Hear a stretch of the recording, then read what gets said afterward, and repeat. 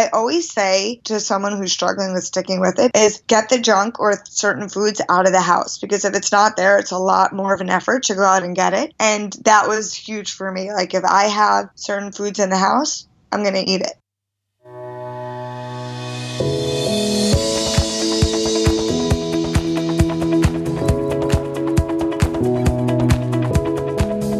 Hey, I'm Scott Jones from eMeals, and you're listening to Real Food for Real Life.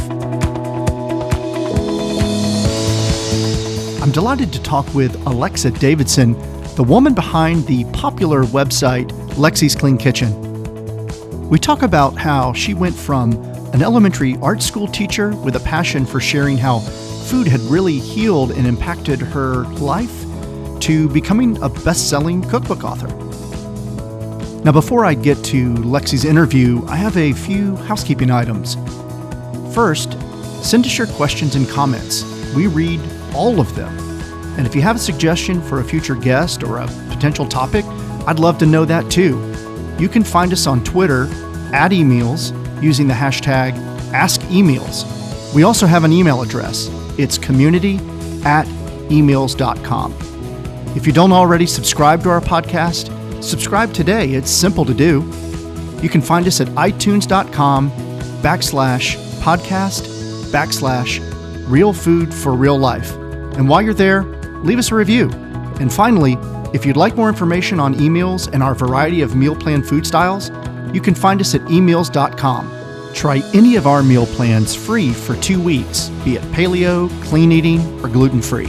You can even have your shopping list sent directly to Walmart pickup at no charge, so your groceries are waiting for you.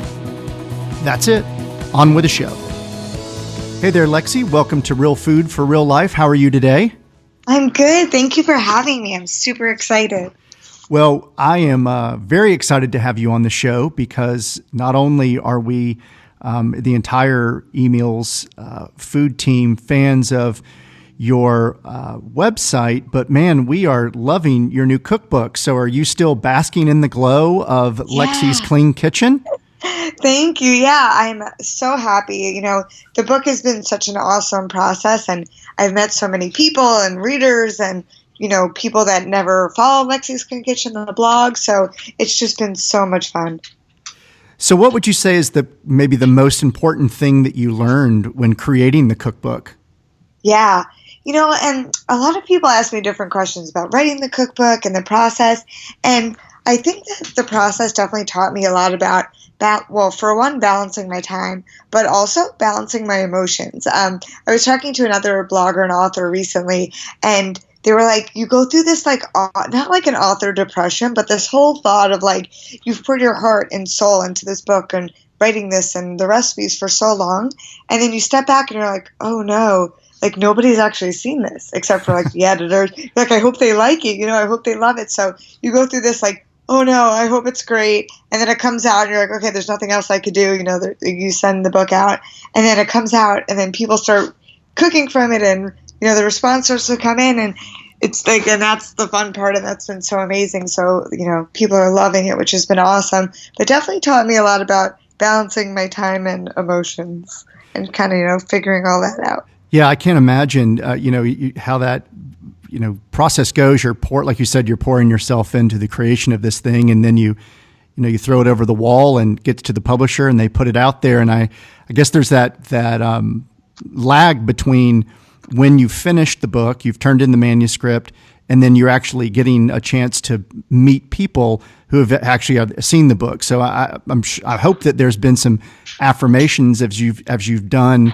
book signings and you've met people that may not even have known about your blog and website before seeing the book. So has that been a pretty cool experience?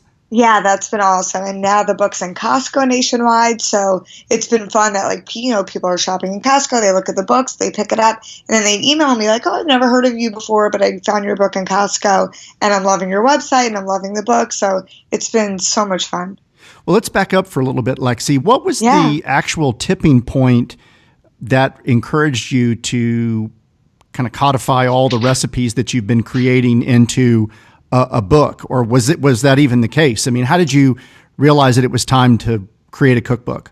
Yeah, so that's a really good question, but I'm going to back up because it started way before the cookbook and, but when the cookbook wasn't even a thought. So basically in 2013, my stomach and gut issues got to a point where I needed to make a change to my diet, and whether that was going to go seek out some doctors to help me or whatnot, but I couldn't go to the bathroom. My digestion wasn't great. My energy wasn't great. My skin wasn't awesome. So I was like, and I was working out and I thought I was eating healthy and I thought I was doing all these things. But clearly something wasn't going right because it was getting progressively worse. So I decided before I sought out any doctors or natural doctors or anything like that, that I was going to cut out foods that I know could cause inflammation in the body. I must have at the time read it somewhere or came across these types of different foods like gluten, grains, dairy, soy, refined sugar and all that. So I started eliminating things and pretty quickly started seeing a difference in how I was feeling and just everything started improving. And it definitely took time and, how I ate then was a little different from how I'm eating now and, because things always just change. But over time, I was able to heal my gut issues so much through food, which was just incredible. And the power of food is so amazing to me. So I needed to share that with other people. So then I started Lexis Clean Kitchen as an Instagram account, but it wasn't Lexis Clean Kitchen. It wasn't a business. I was a full-time teacher, and it was just a hobby. And then months and months and months went by, and people were following me like crazy, asking if there was one place where they could find all my recipes. So then I started LexisCleanKitchen.com, and it's actually 4 years ago at the end of this month, or whenever this is launching, but at the end of May 2017 will be 4 years. So that's been so exciting. And then since then, I've left my full-time teaching job, and then the cookbook came about. So the cookbook was kind of a gradual progression into what I was already doing.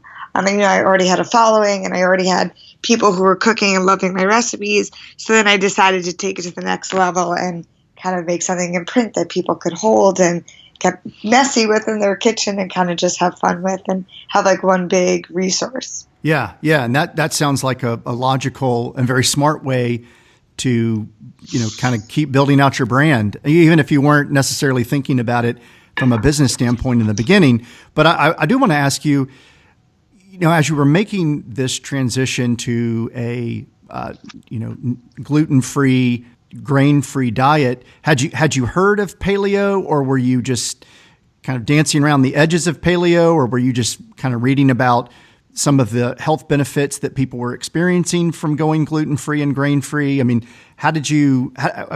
what was your, entry point into that?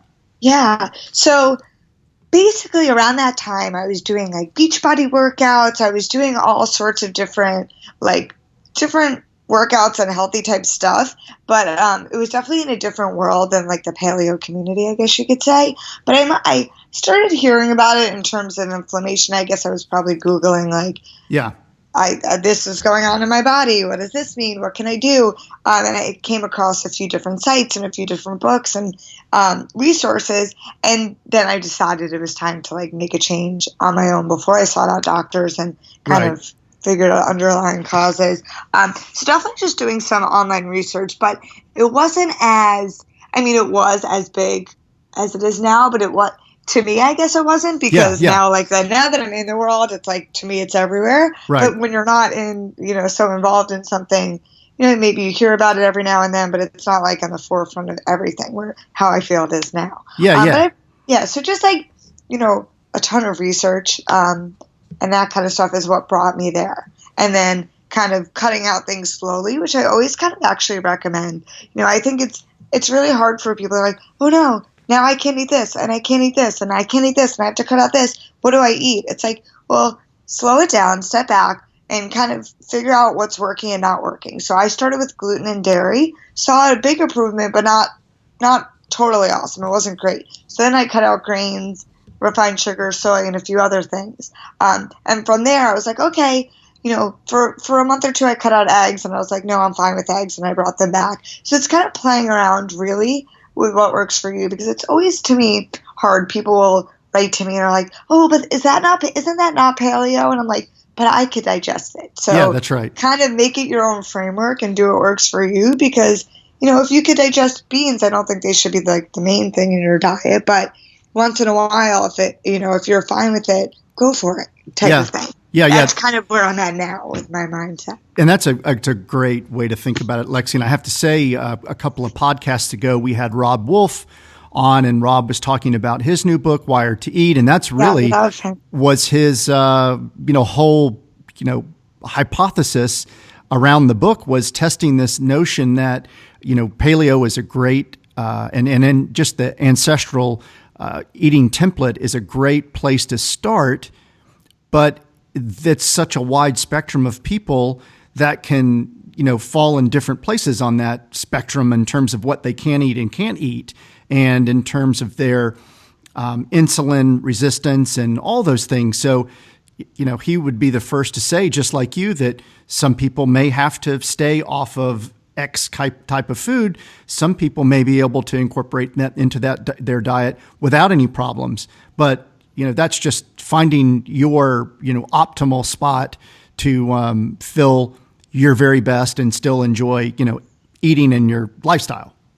Totally. And I love that about Rob's book, is he talks about, tracking your blood sugar and like how carbs affect you and how sugars affect you. And like, for me, I now know that I had a candida bacterial overgrowth. So like yeast, which feeds on yeast and sugar. Right. So for me, fruit really isn't like ideal. So at the time they're like, okay, now you can't eat fruit. And I was like, are you kidding me? I don't eat this. And now I can't eat like an apple. But that's like kind of the beauty of it. It's not, certain things don't have to be forever. People are like, how am I going to eat this way and not eat this? And it's like, cut things out, to play around, bring them back in, see what works. But like, and that's what I love about Rob's book is, he's having you kind of track certain things, and you're like, okay, I feel I need like a nap every day at 3 p.m. when I eat carbs all day, then maybe certain carbs aren't working for you. So going back to your initial journey, Lexi, about how long was it before you started to see the kind of results that made you feel like you were on the right track and heading in the right direction?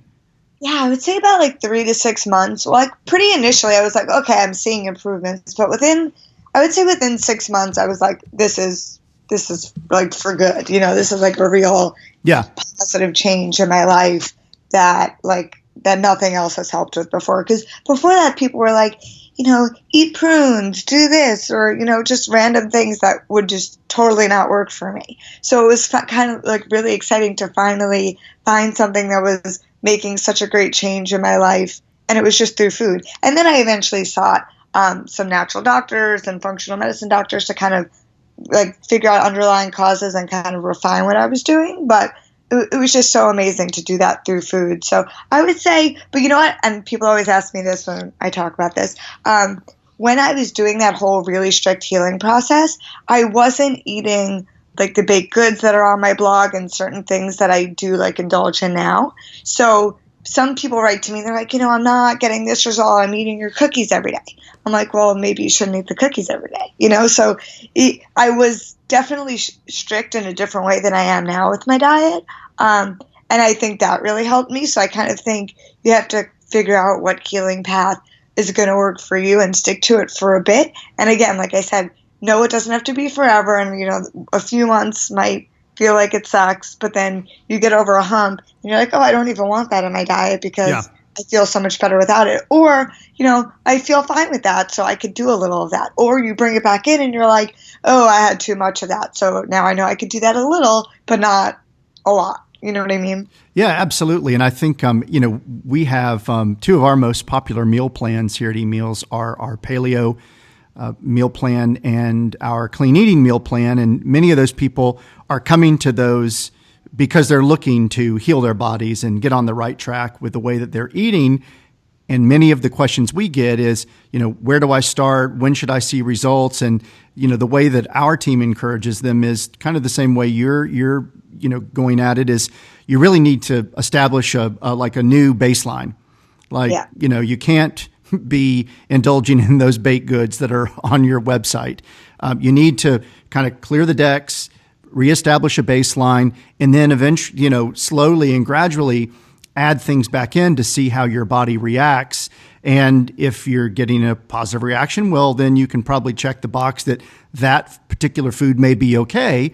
But if you're getting a reaction that you don't like, whether it's low energy, a headache, you're, feeling like you've got to have a nap after lunch, well, then you should probably, eliminate those things. But eventually, to your point, after a few months of this and staying consistent with it, you establish a pattern of things that you know that you can enjoy, but also give you that optimal health. Totally. I totally agree. And, then there's the people who, feel fine for the most part and just maybe want a little more energy or want to lose some weight or just kind of feel a little like, more just optimal in their day-to-day life and don't have certain ailments. And those kind of people come to my site too, which is so great because, you have I have the paleo audience, which a lot of them have certain issues that they're trying to heal. And then I have the clean eating people who kind of just want to be a little healthier or are eating to nourish their family or want more energy or that kind of stuff. So it's kind of nice when the two worlds come together and you could help all the different people, with whatever results they're trying to get. Yeah. Well, I know that our listeners have, we have questions submitted before each interview. And I know one thing that they would love to hear from you, Lexi, is, many people have tried, to clean up their diet and have maybe stumbled or they're trying to get into the first time. But from your perspective, thinking about your journey, you yourself admitted, and I know this as well, that those first few weeks, maybe that first month or two may be a little bit stressful because it's behavior modification. It takes commitment. But did you have, it sounds like you were already working out and, even if it wasn't exactly the right kind of lifestyle, you'd already kind of dedicated to living quote unquote healthy, but did you have an accountability partner? How did you get through it by yourself? Did you have friends and family that were helping you stick with it? Or did you just have or you just already have that kind of personality that could, fight through those temptations? Like, what advice do you have for those who are looking to, get into it and, might be struggling with sticking with it? Yeah, that's a great question. And no, I'm not that kind of person. I don't have the best willpower. And, but it's actually funny. My now husband, when I first was like, I'm going to cut out gluten and dairy, he's like, there's no way you're not going to reach for the bread basket when we go out to dinner. I'm like, no, I'm really not. I'm going to do this. I'm going to really try to make a change. And so it was kind of funny because we always joked about that. And now we still joke about oh, wow. He's like, I never believed you actually were going to do that. But he was super supportive and definitely was like, well, he doesn't cook and I do. So he was kind of on board with however I was going to be cooking, which is helpful. But I always say to someone who's struggling with sticking with it, because I totally hear you, is get the junk or certain foods out of the house. Because if it's not there, it's a lot more of an effort to go out and get it. And that was huge for me. If I have certain foods in the house, I'm going to eat it. So I don't have tortilla chips in the house, or when I do, I know I'm going to eat, overdo it. So I only buy them in moderation. So when I was first starting out, I got rid of as much as I could from the house, which it's harder to do when you have a family and you have kids if they're not on the same page as you. But if you can make certain little snacks that you can eat and that they'll really enjoy, that's always a good starting point, I think. But getting as much of it out of the house is super, super helpful, I think. Yeah, so what you're saying is you don't keep that big family-sized bag of peanut M&Ms, just sitting out on the counter? Nope, the huge box of goldfish it's on my thought every time I see it in BJ's, and I'm like, nope, I'm not going to do it. Well, I have to say, speaking of tortilla chips, I'm with you, Lexi. A bag of tortilla chips is not safe within arm's reach for me. But a couple of weeks ago, when I was at Paleo FX last year, I ran into I think the company Siete was there with a booth. I love them. And I saw, we tried their tortillas, which I love, and we use them here in our test kitchen. But I had for the first time their cassava flour lime tortilla chips a couple of weeks ago. Have you had the nacho ones? Let me tell you something. I haven't had the nacho because I'm stuck on the lime. We had them in a bag in our test kitchen. I had a couple at lunch that day. I got into my car, drove to Whole Foods, bought 2 bags, and I'm telling you, I could have sat in my car and eaten both of those bags. It was a revelation for the tortilla lover. It totally is. And the funny thing is, sometimes they send us packages and whatnot, and we use the tortillas all the time. But when we have the chips in the house, same thing. Like my husband's like, I love these so much, but like you gotta get them, like hide them from me. And like I know. So like those are so amazing, and I love that it's more mainstream now, and they're in Whole Foods, and there's all these options for people who can eat corn or can't digest it or need grain-free options. But at the same time, it depends where you are in your journey, because now I could eat those, but back then I couldn't. That's right. So it definitely takes like a little figuring out of where you are. Those are so good. Well, we'll just call that one of the rewards of putting in the hard work and getting to that point where you know what's best for your body, right? Yes, totally. So I have to ask, you mentioned that you were a teacher before going, devoting yourself to your, content generation full time. What was your area of specialty? Yeah, I was an elementary art teacher. Fantastic. Yeah, so I loved it. I loved working with kids, and I loved teaching art, and I love art, and I do that now in my food photography and editing and video and all that. But it's definitely quite different. But I was running I had two full-time jobs. I was running the blog full-time at that point, teaching full-time, and I couldn't juggle both anymore. So I decided to go for it. And then now it's been about 2 years now.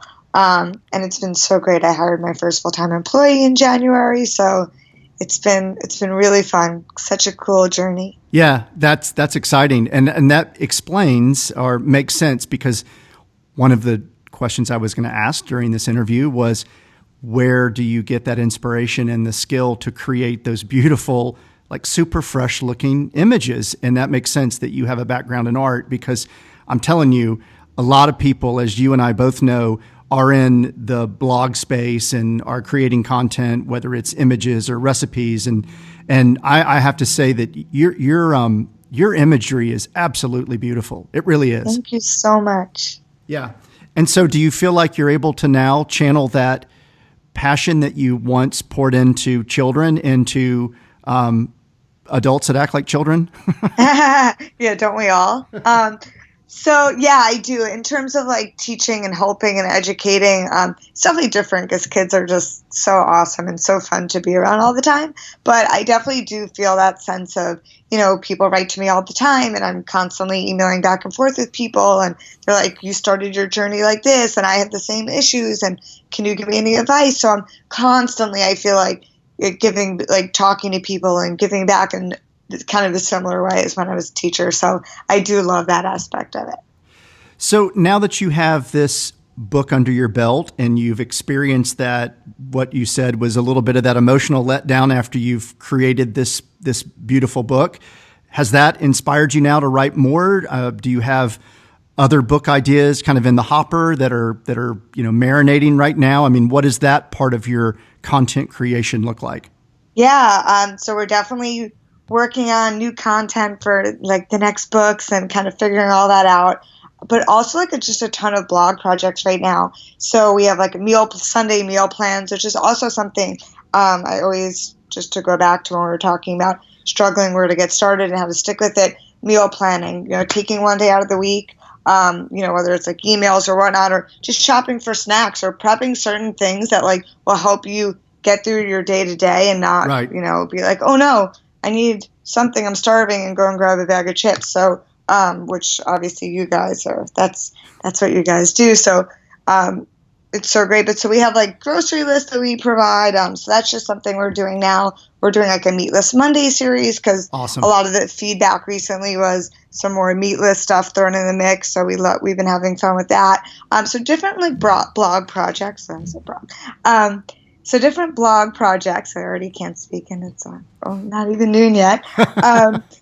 And also I have a business partner now, and we just released a recipe plugin called Simple Recipe Pro. So that's a really cool thing for food bloggers. It was kind of something that was missing in the space, a really good food recipe plugin. So we worked on that, and we launched it a few months ago. So that's been really fun. So just some new projects right now, and then working on book content and next ideas and all that fun stuff. So you're not sitting around basking in the glory of this new book. It sounds like you're staying super busy. Yeah, People always ask, like, wow, you wrote a book, and it's not really my style, sadly. Like, I don't often, and it's something I'm working on, but I don't often step back and be like, wow, I made this. It's more like, okay, what am I going to do next type of outlook or path.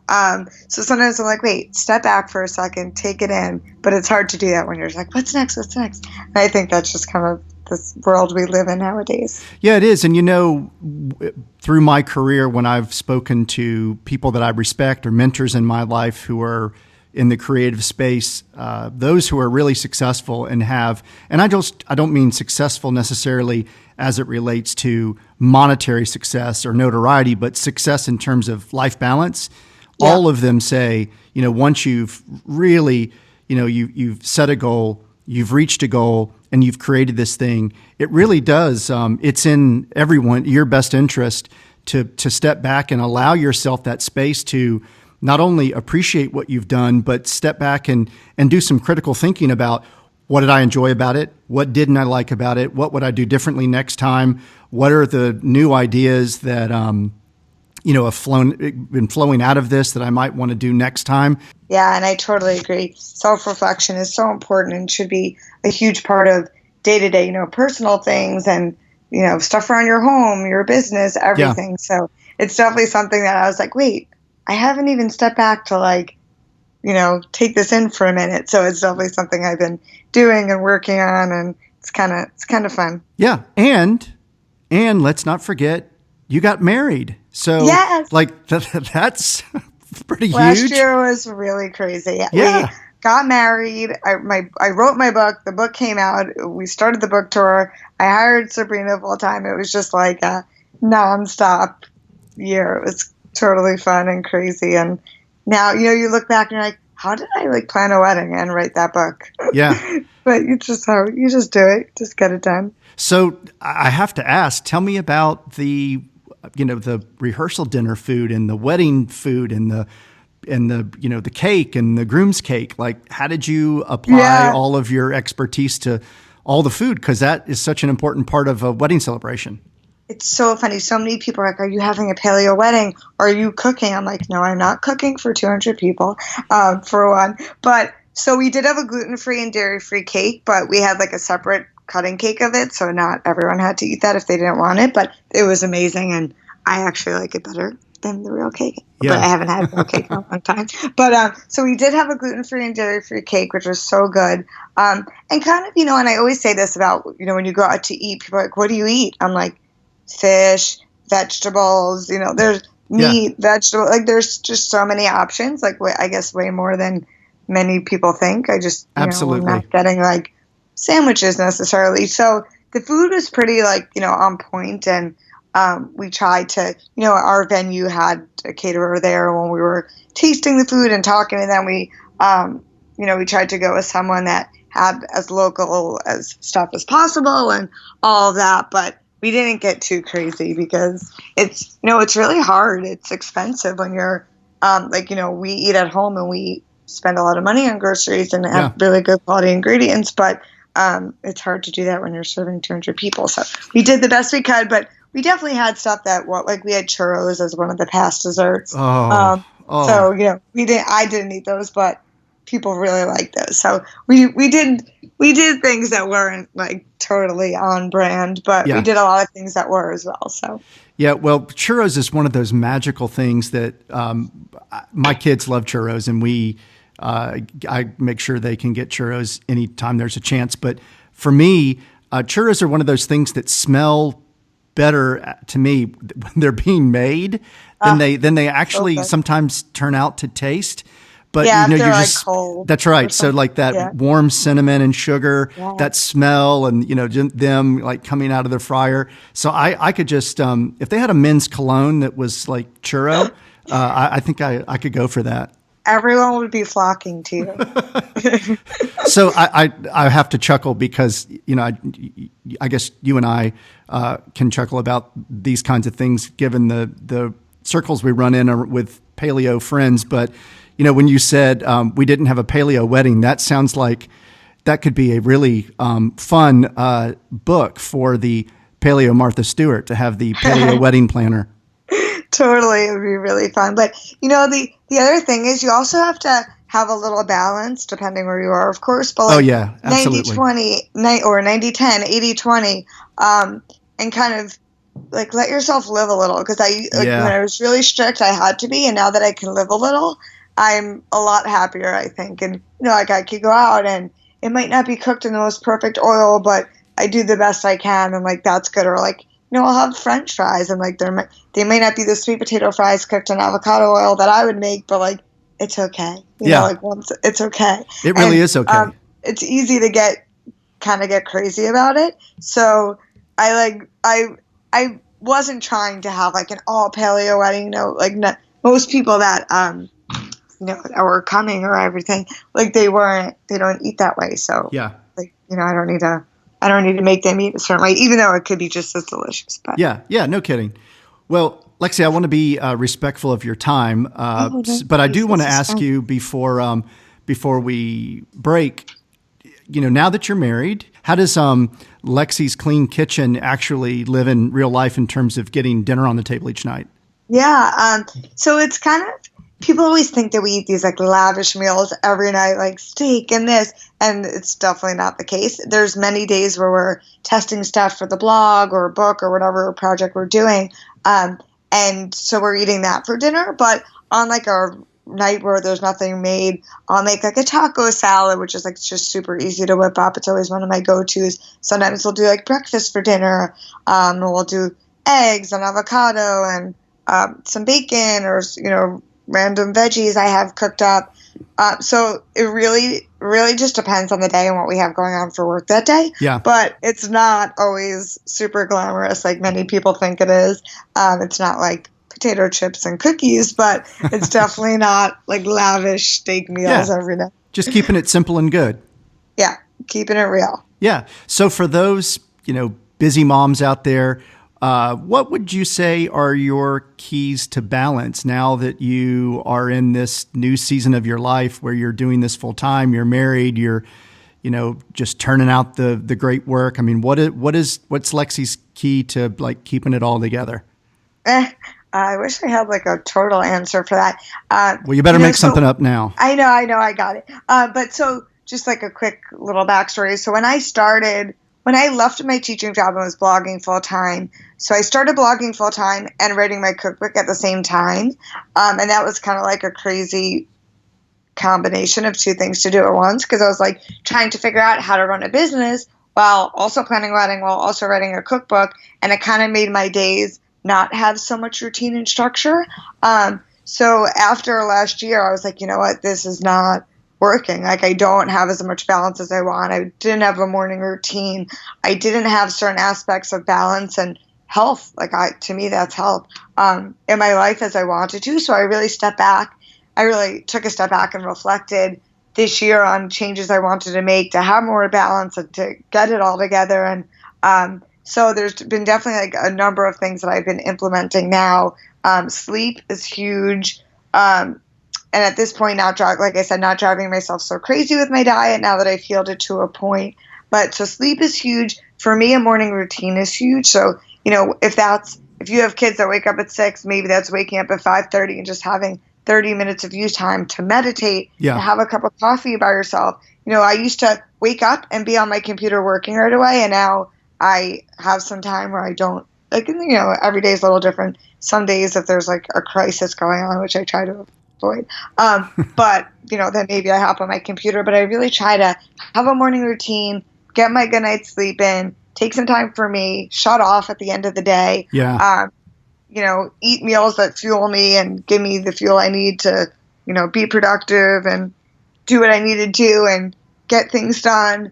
But really, like, those are my few biggest things. I don't think it's, any rocket science type of thing, but for me, not having the balance and not having structure in my day to day was not good for me. So stepping back and being like, okay, what do I need to keep it together? Which might look very different from what you need. And Right. for me, that was my sleep, my morning routine, and like nourishing my body. And Yeah, and then also it sounds like you've made those things important. You've been very intentional and deliberate about making those things a priority.